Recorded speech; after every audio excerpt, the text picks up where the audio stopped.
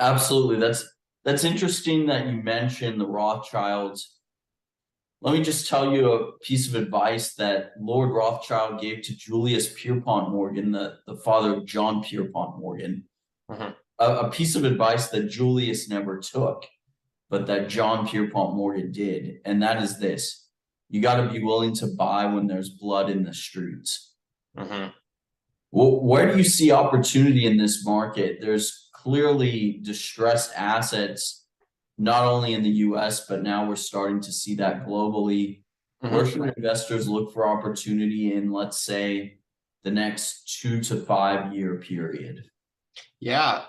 Well, I mean, that's an excellent piece of advice. In fact, as much as morbid as it is, the best opportunities to become wealthy are when there's blood running through the streets.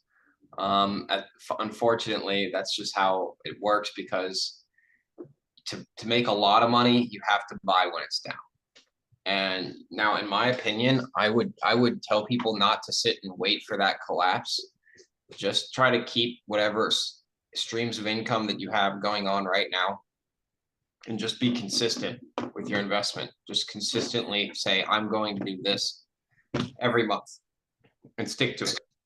That's your best case, and do that whether it's high or low, because time in the market is more important than timing the market.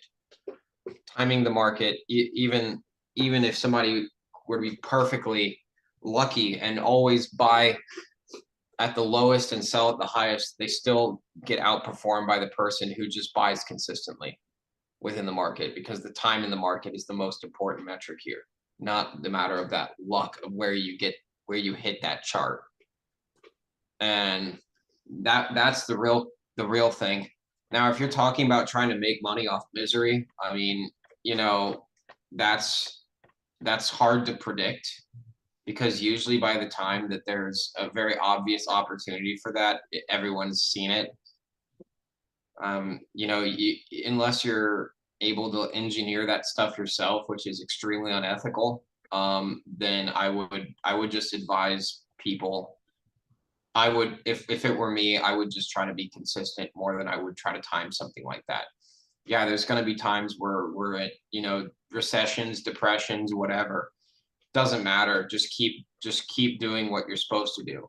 Don't get caught up in the hype of saying, "Oh God, all the economy is going to collapse. I need to start storing gold bars, and I need to take all my money out of the market and all this stuff." As soon as you're doing that, you're losing.